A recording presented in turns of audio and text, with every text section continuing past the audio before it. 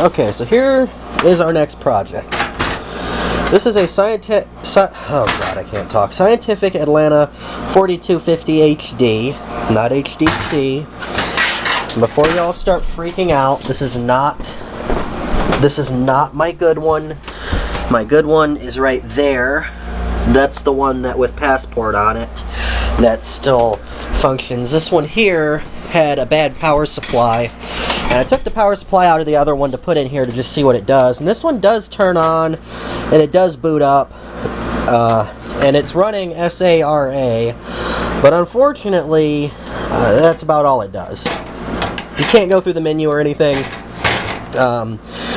because it doesn't find any guide information. And apparently the way SARA works is that if it doesn't see, you know, what it's supposed to see, it says advanced functions are disabled or something like that, and you can't get into the menu or anything.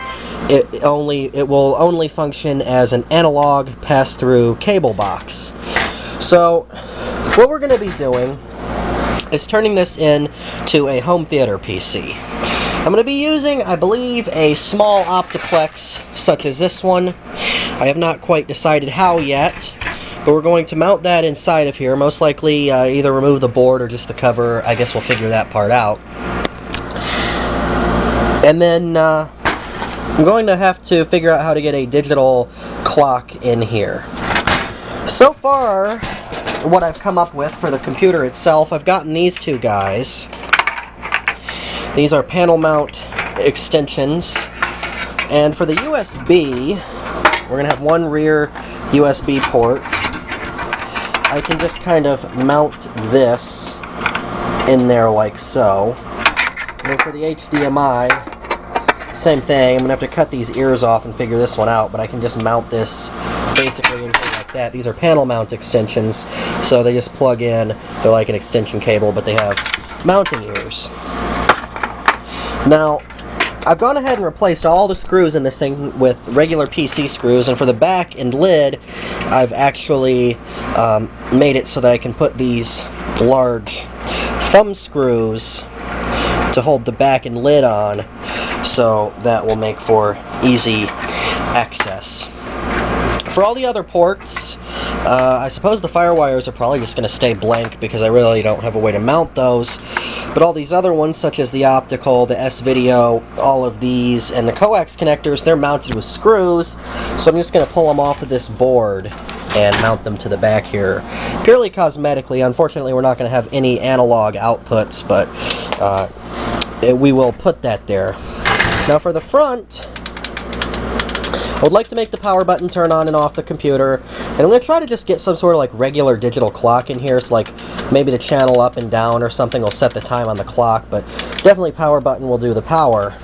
So we need to leave these buttons here, and unfortunately they're mounted on the board here, not on the front, the tack switches that is.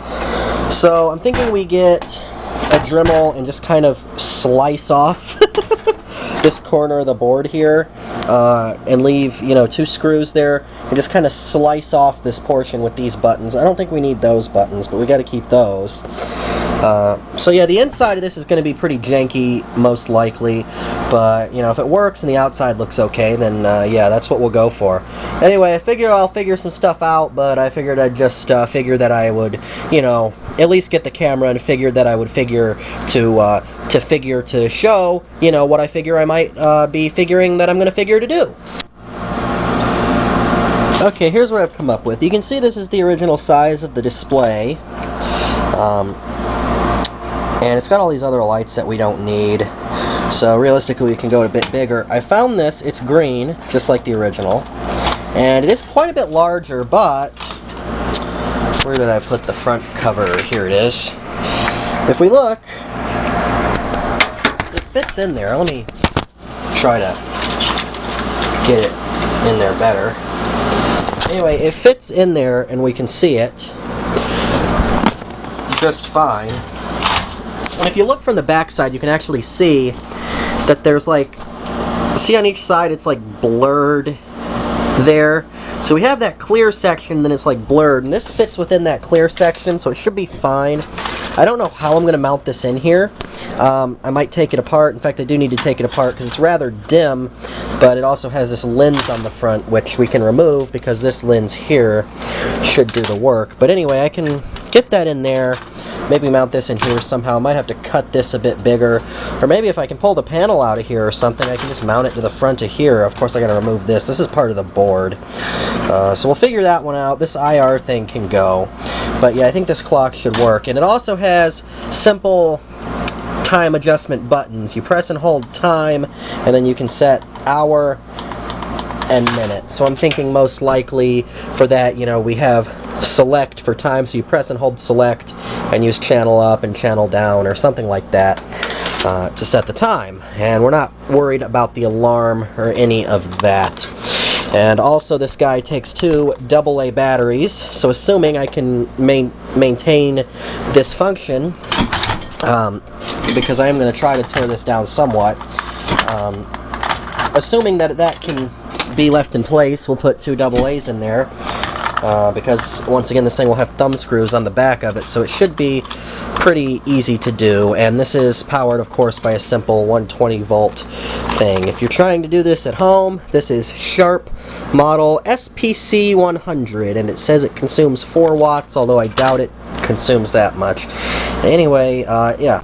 Okay, so I peeled the front off of it right here, this guy. Darkening lens, which is about the same as this. Actually, it might be a little more aggressive, but anyway, you can see now if we put this in front of here, I mean, it doesn't quite look right. The numbers are too big, but ultimately, that'll do just fine.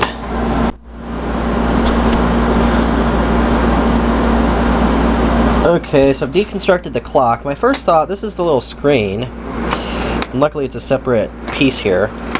My first thought was just mount it in here, but unfortunately it's a little bit too wide. I think it's going to be easier to mount it to here. Luckily there's no contacts on the back of it really, except for the, of course, cable.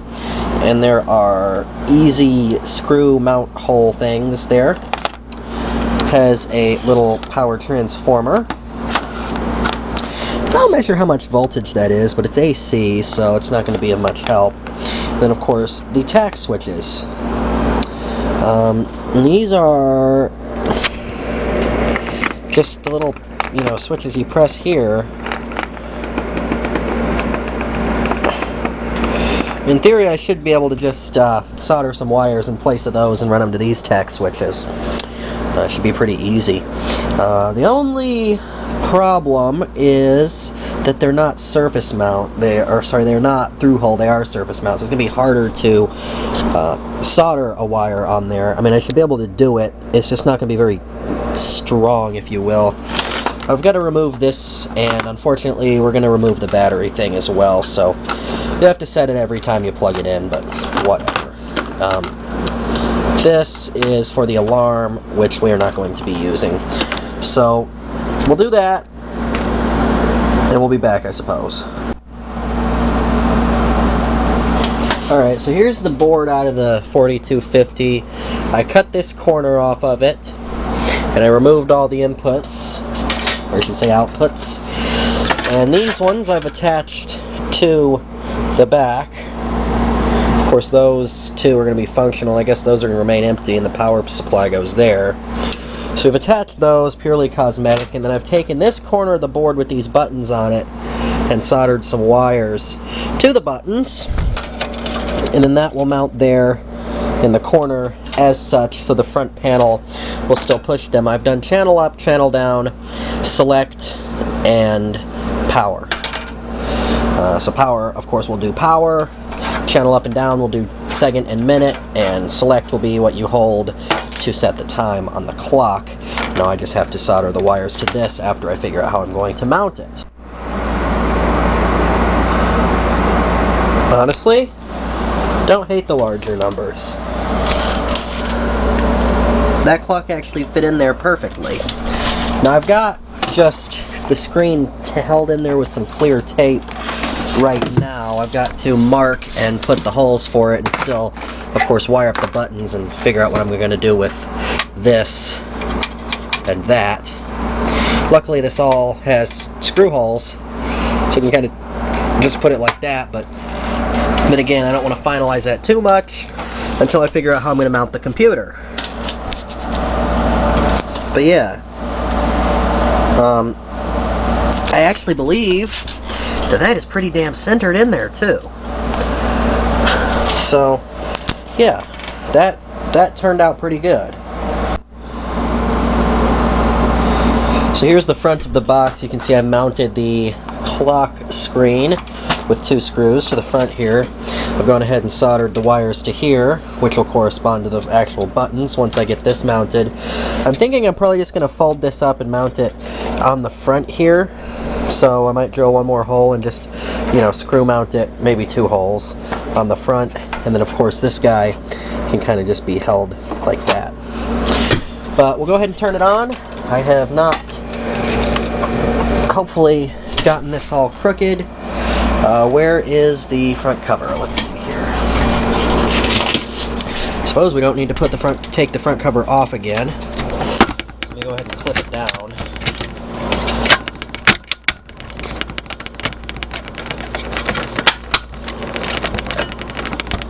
Alright, the front cover is on the box. Survey says looks right about damn perfect. Of course, once the cover's on there, you won't see the space over it. Let me put my hand back here. You won't see that over that. So that looks pretty damn good.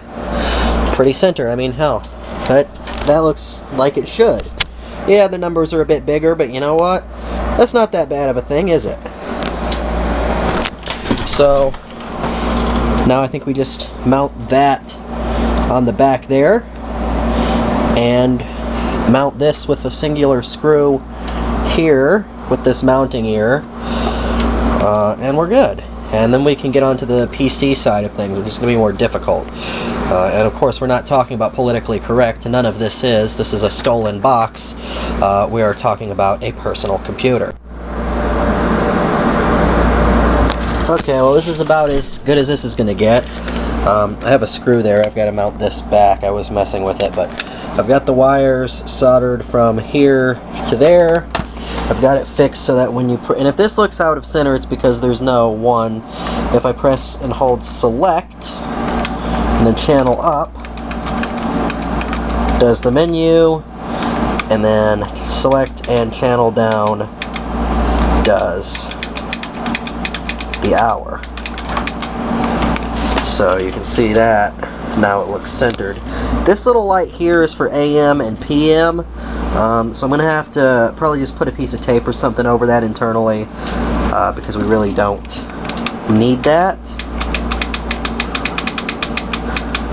But you can see it goes away there and comes back.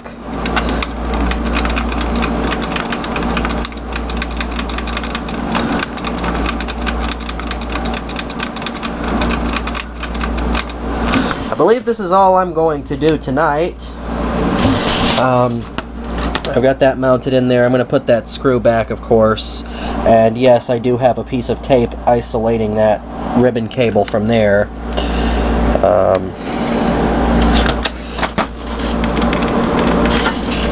But yeah, there's that.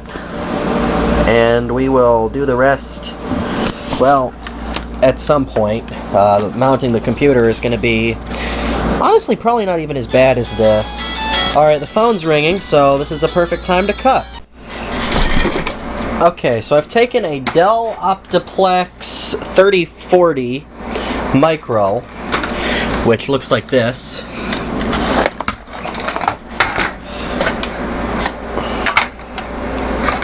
And I have used a cutoff wheel to slice the sides off of it, so that we have this bottom plate left. I have the motherboard here that goes into it. And what I'm going to try to do is mark some of the standoff holes in the 4250 and then drill the holes into this and mount this to the bottom of the 4250.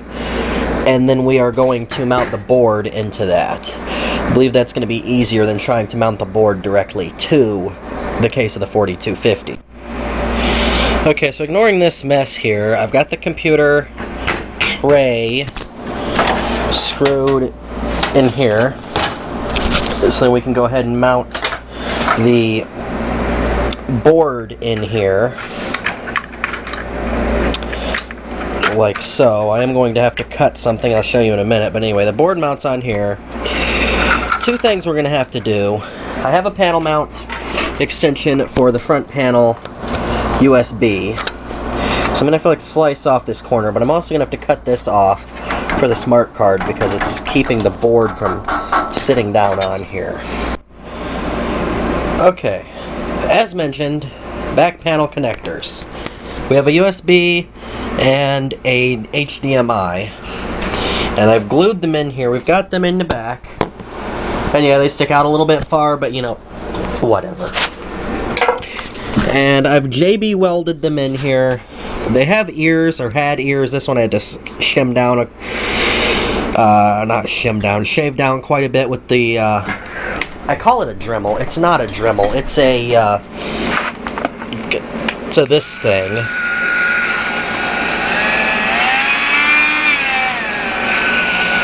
Whatever you want to call that. It's like pre-Dremel. But anyway, I had to cut off the ears and just ended up mounting them with the JB weld, which is hardening right now. And I get a lot of shit, well, I have in the past, for using JB weld. They're like, oh, well, why didn't you use this product? Or why didn't you use that product? Or JB weld is good, but this product is better.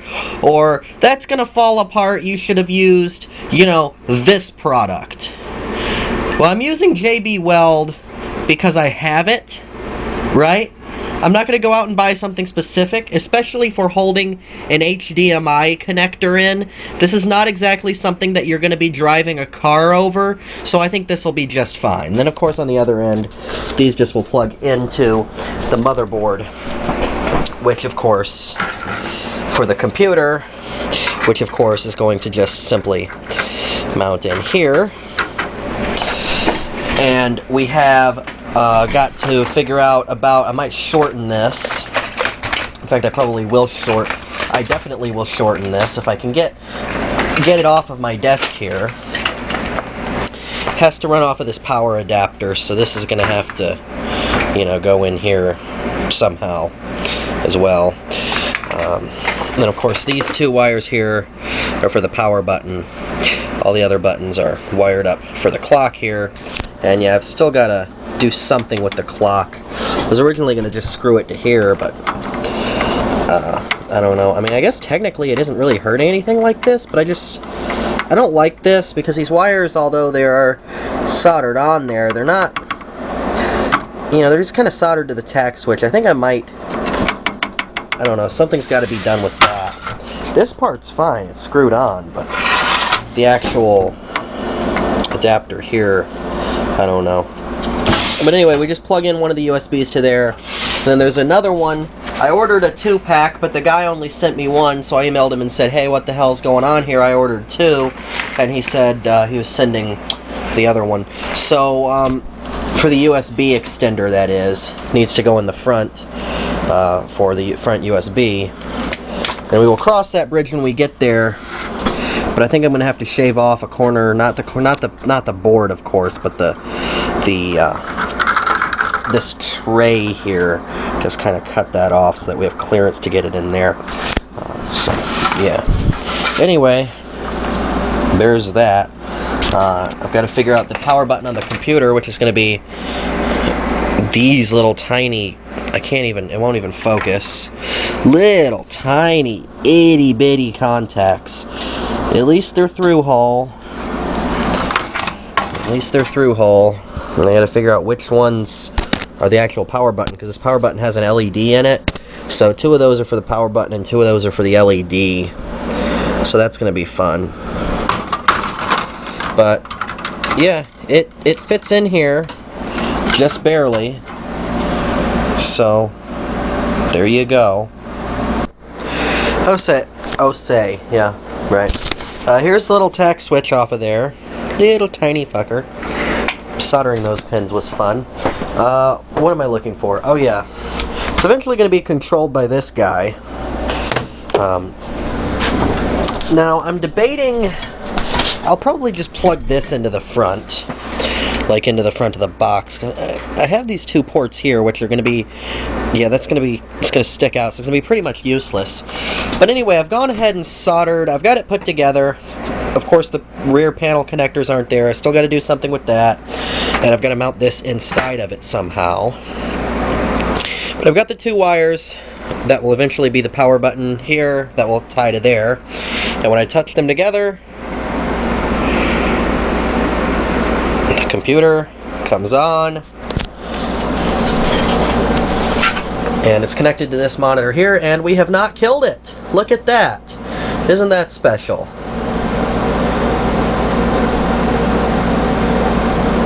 It's sitting here for a long time. It's pissed off about something, but it's still working.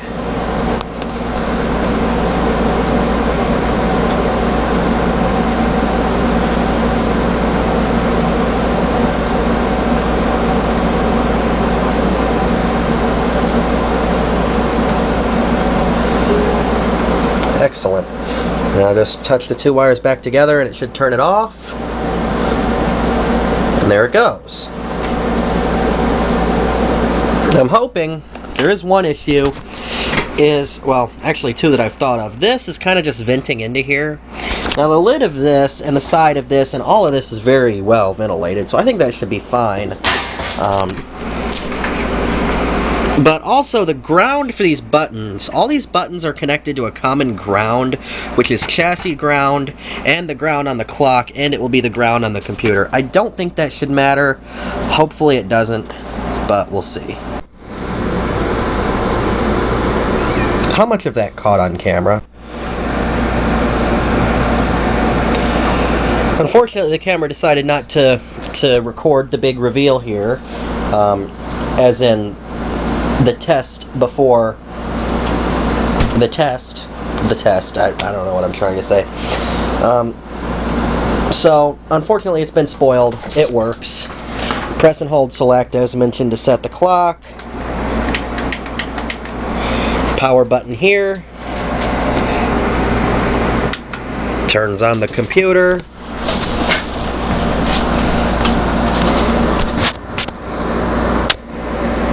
I can still set the clock with the computer on, so the grounding thing is not an issue.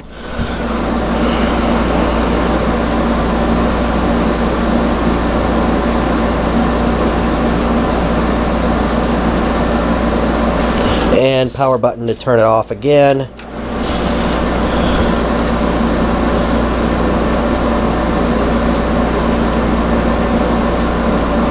So there you go. It's working. And the phone's ringing. Perfect timing, because we're pretty much done here. But yeah, I just gotta wait for this to cure, and I've got to put in my front USB header, which I haven't received yet, and we'll be pretty much done. Okay, well, we're pretty much done here, except for one thing that I'll get to in a second. Here's what it looks like from the inside. It is, as I promised, sort of a mess. The front panel connectors on the computer, of course, are not going to be used. You can't really plug anything in once the side is there. There's the clock board, all the wires going to the clock and to the computer. Power adapter for the computer is just kind of glued over there. Here's the computer itself. I believe I already showed, but I attached it using screws to the bottom. I simply cut off the sides and left the bottom of the computer in there. Let me remove this SSD just so I can show. You can see it's, you know, the actual bottom of the computer case is still there because I screwed that to the bottom of the box here and then put the board in that because it keeps all the mounting stuff. There's the wires for what was the power button, of course, now routed to this power button.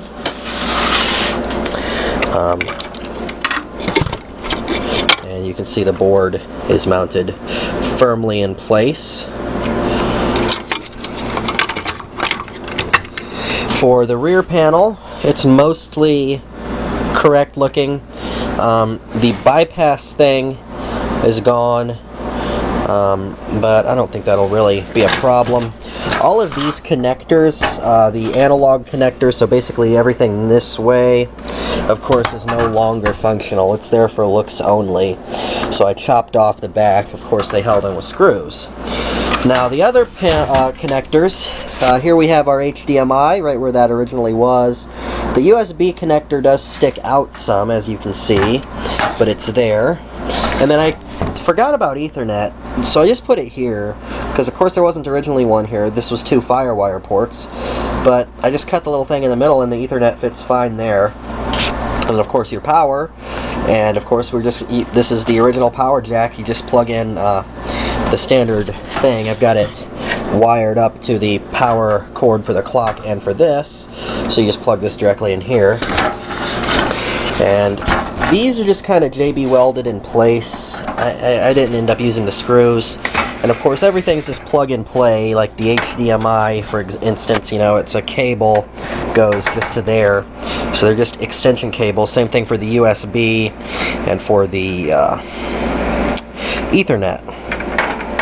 Now, being a home theater PC, really HDMI and Ethernet are the only things you really use. Of course, USB for the mouse and keyboard, or in our case, that little controller thing, wherever it is, runs off of a dongle, so you can just plug that in here. Although, I'm going to eventually end up plugging it into the front, which is what we'll get to in a second. But this one's here. Alright, the front. Yes, there's still no USB here, because I ordered 2 of these USB extender things that run, you know, to the USB. I ordered 2 of them and only received 1.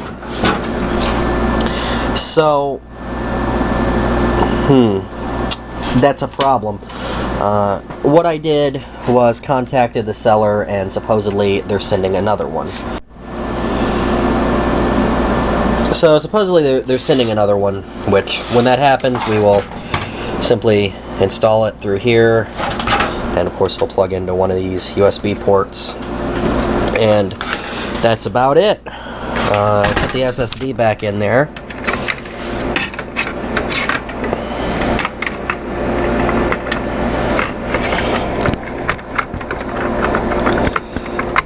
So yeah, it's kind of cramped, it's kind of not super neat looking, but it's all in here. It's all, you know, I can turn it upside down and shake it. It ain't going nowhere. The CPU cooler is here, and of course this is a desktop CPU, so it does generate quite a bit of heat, but we've got this whole side here open for, you know, the intake for the fan. Of course it's, the whole side's open, and this whole top's open, so I don't think heating will be an issue, or I should say cooling will be an issue. But if it is, I can probably just take, you know, maybe not in the side, but I can take a fan, put it in exhaust, and kind of install it in the lid right here, so the air coming out of here will get, you know, directly exhausted. But I don't think it's going to really be an issue. So, yeah, without further ado, I suppose since I can't do this now, we'll just deal with that later. We will go ahead and give her a test run. Alright, lid's back on. Luckily the lid seems to hide most of the jankiness going on in there, so that's good. And like I said, at least nothing's rattling around. Everything's secured down. Of course, it's just looks like a 4250 on the front. Looks mostly like a 4250 on the back. Let's go ahead and plug it in. Here's the HDMI cable from the monitor, plugging into the HDMI, and then the power cable plugging in there just like it always would. We'll go ahead and set the time, so we press and hold select, and then it is 11. It's 8:11. Alright, let's go ahead and press the power. Hopefully the monitor automatically switches to the right input. I don't remember if this one does. Looks like it might. Yep.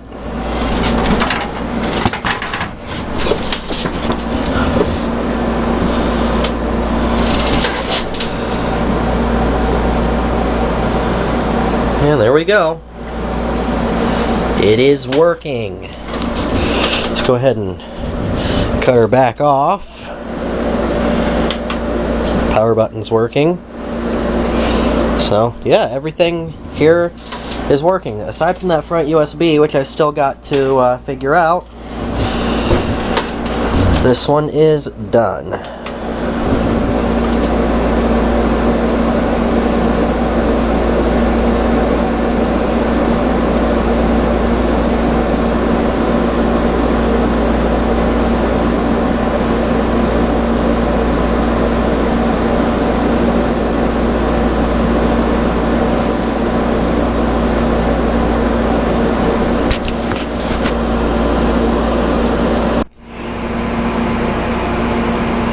Okay, well here we are set up. I've disabled the clock on the 4742 so that this one can work.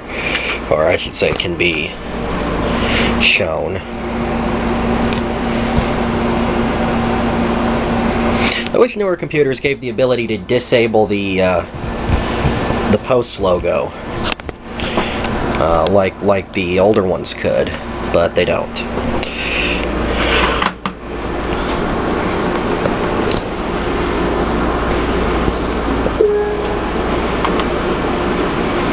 Where's the mouse pointer?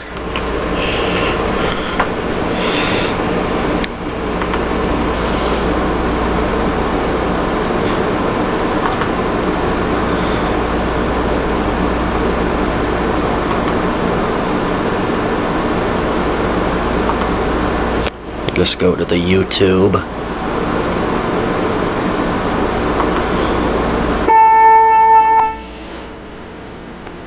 And there you go. Now we're listening to copyrighted music on the TV.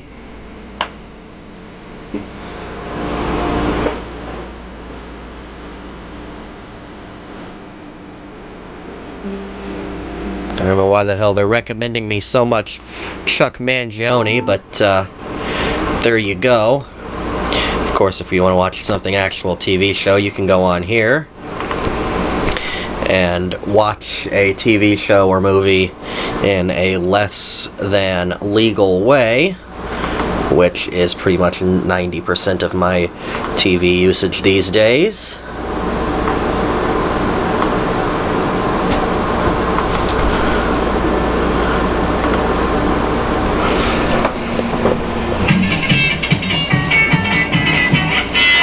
Anyway, it's working. There we go.